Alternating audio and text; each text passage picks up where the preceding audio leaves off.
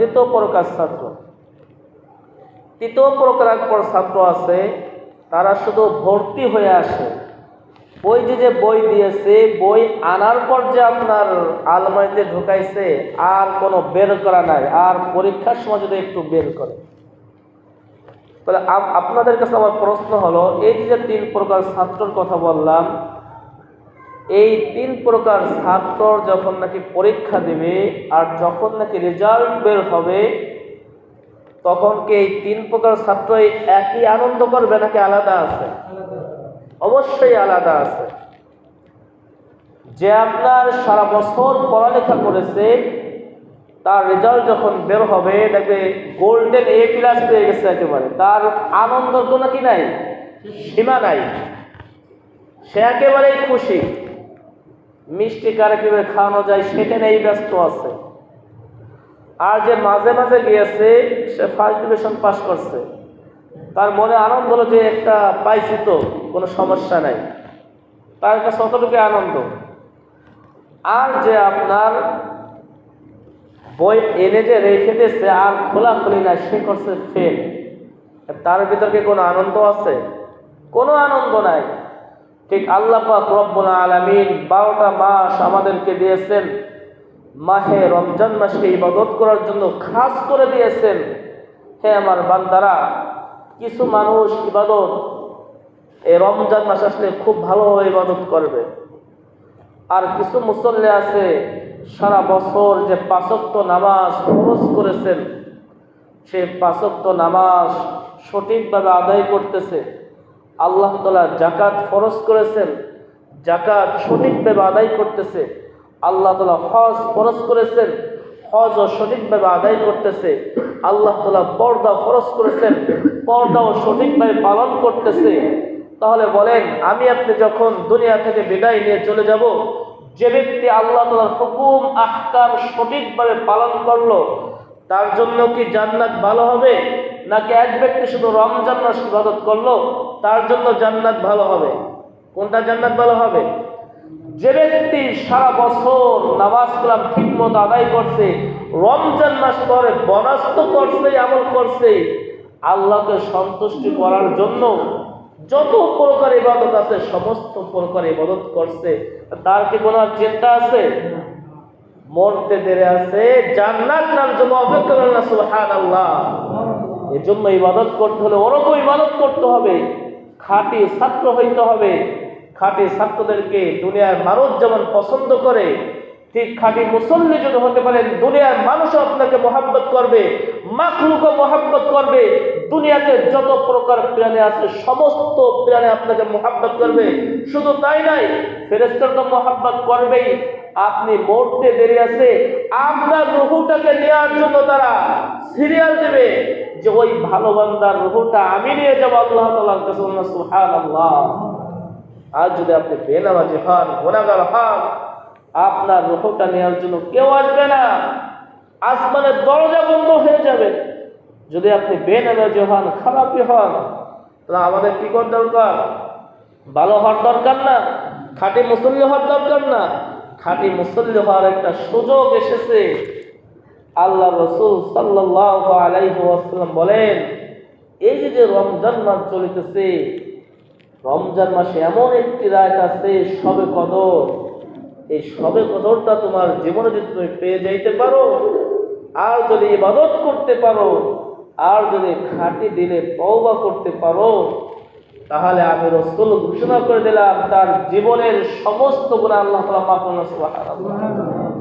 তাহলে এই যে একটা শবে কদর, আল্লাহ রাসূল গুরুত্বপূর্ণ একটা রাতের কথা বললেন, তাহলে আমি আপনি কি ঘরে বসে পেয়ে যাব?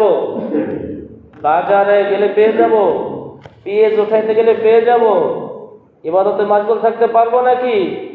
এজন্য আল্লাহ রাসূল সাল্লাল্লাহু আলাইহি ওয়াসাল্লাম তরিকা শিখাই দিয়েছেন যে শবে কদর যে রাতটা আসবে, আল্লাহ রাসূল সাল্লাল্লাহু আলাইহি ওয়াসাল্লাম যখন নাকি রোজা ফরজ হয়েছে, রোজা ফরজ হওয়ার পর থেকে আল্লাহ রাসূল সাল্লাল্লাহু আলাইহি ওয়াসাল্লাম মরা আগ পর্যন্ত ইতিকাফ ছাড়েন নাই। আল্লাহ রাসূল আগে জানতেন না যে শবে কদর রাতটা কোন দিনে হবে।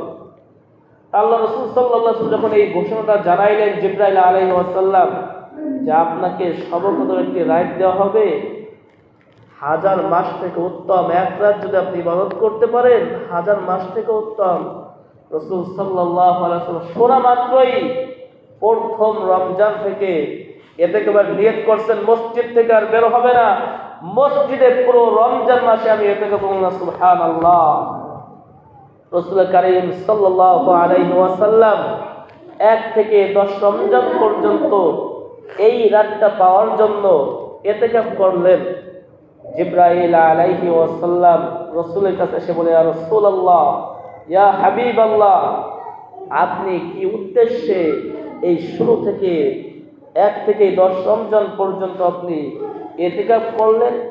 বলেন, তুমি না বলেছো যে এমন একটি এই মাসে রাত আছে, শবে কদর আছে, এটাকে পাওয়ার জন্য? জিবরাইল বললেন, এই 10 দিনে এই ইতিকাফের ভিতরে আপনার এই শবে কদরের রাতটা যায় নাই, তাহলে কি করতে হবে? বলে, সামনে দেখতে থাকেন।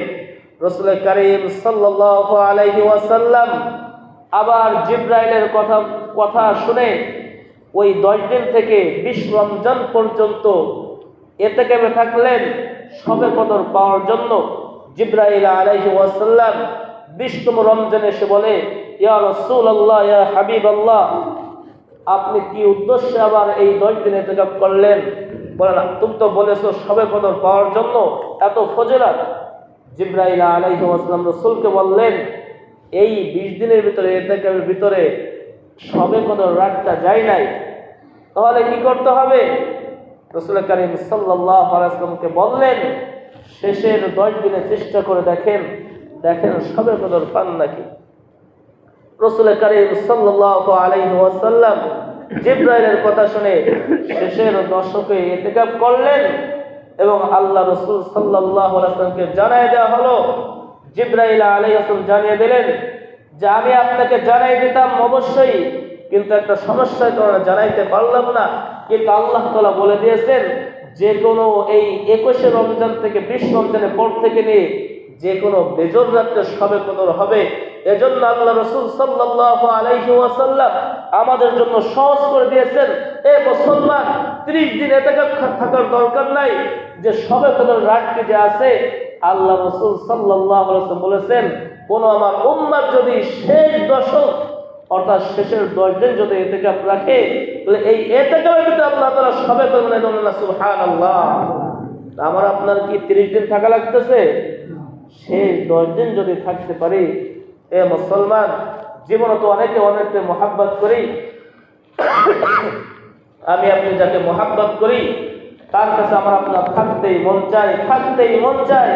কিন্তু যে আল্লাহ পাক রব্বুল আলামিন আমাকে আপনাকে এত মায়া করে সৃষ্টি করেছেন, আমার আপনার রিজিকের ব্যবস্থা করেছেন, আমাকে আপনাকে খাওয়াইতেছেন, লালন করতেছেন, পালন করতেছেন, ছেলে সন্তান দান করতেছেন, সম্পদ দান করতেছেন, সেই আল্লাহকে সন্তুষ্ট করার জন্য কি আমি আপনি নিজের সময় থেকে 10 দিন সময় বসে দিতে পারবো না? ইনশাআল্লাহ পারবো তো ইনশাআল্লাহ।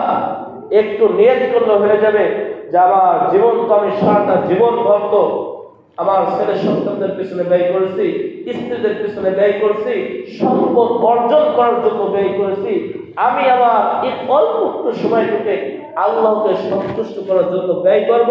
আর এই সন্তুষ্ট করার জন্য ব্যয় করতে পারে আল্লাহ রাসূল কি বলেন, কি দিবেন? রাসূল কারীম সাল্লাল্লাহু আলাইহি ওয়াসাল্লাম বলেন, মান ইতাবাতা আশরান ফি রমাদান কানা হাজ্জাতাইন ওয়া উমরাতাইন। রাসূল কারীম সাল্লাল্লাহু আলাইহি ওয়াসাল্লাম বলেন, কোন ব্যক্তি শেষ 10 দিনে যদি ইতিকাফের নিয়তে মসজিদে অবস্থান করে, আল্লাহ রাসূল সাল্লাল্লাহু আলাইহি ওয়াসাল্লাম বলেন, কানা হুজ্জাতাইন, দুটি কবুল হজের সওয়াব তার আমল করলেন। সুবহানাল্লাহ। আর কি বলেন, ওয়া উমরাতাইন, দুটি উমরার সওয়াব তার আমল করলেন। সুবহানাল্লাহ। এ মিয়া, আমার তো টাকা পয়সা অনেক আছে, হজে তো যাইতে পারলাম না, হজে যাওয়ার নিয়ত তো করতে পারি না, কিন্তু 10 দিন যদি ইতিকাফ করতে পারি আল্লাহ তাআলা দুটি হজের সওয়াব দিবেন। এজন্য থাকার দরকার আছে না ইনশাআল্লাহ। এটা তো ফজিলত গেল, ফজিলত তো আরো বহুত আছে। কিন্তু আল্লাহ রাসূল আরেকটা কথা বলেছেন, যে মহল্লায় মসজিদ আছে, আজান হয়, জামাত হয়, জুমার নামাজ হয়, ওই মসজিদে ওই এলাকার ভিতরে যদি কোনো ব্যক্তি যদি মসজিদে ইতিকাফ না বসে তাহলে সকলেই গুনাহগার হবে। এই মাসআলা আপনি কি করবেন? আমি আপনি বসতে পারলাম না, ঠিক আছে, কিন্তু সকলে যে গুনাহগার হব, এই মাসআলার সমাধান করবেন কিভাবে? তাহলে আমি আপনি যদি একটু নিয়ত করি যে আমার আল্লাহকে সন্তুষ্ট করার জন্য একটু সময় দেব, তাহলে তো অবশ্যই হয়ে যাবে। তার নিয়ত আছে তো ইনশাআল্লাহ? এখনই নিয়ত করতে হবে। আজকে আপনার বিশ্ব রমজান চলিতেছে, আসলে পরেই মসজিদে অবস্থান করতে হবে। কার নিয়ত আছে একটা হাত জায়গায় ভাই? সময় এমনিতেই চলে যাবে, একটু আল্লাহকে সন্তুষ্ট করার জন্য যদি সময় দিতে পারি, পুরো গ্রামবাসী আপনার জন্য দোয়া করবে।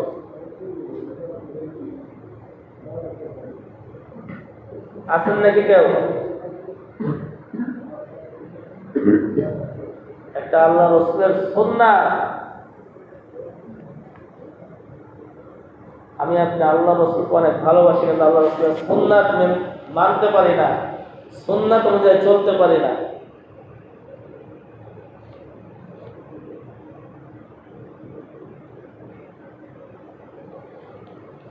শফিকা নিয়ত করতে পারেন নাকি? সন্তান তো সবাই বাড়িতে আছে।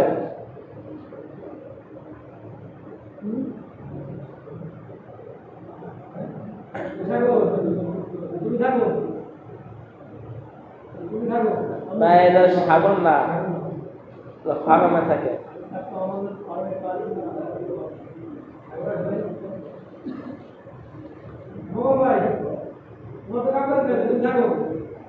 না, উনি বাম ডান কিছু বোঝেন, ওনার দ্বারা হবে না।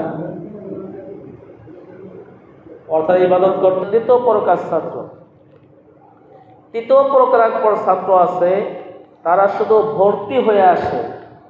ওই যে বই দিয়েছে, বই আনার পর যে আপনার আলমারিতে ঢুকাইছে, আর কোনো বের করা নাই, আর পরীক্ষার সময় যদি একটু বের করে।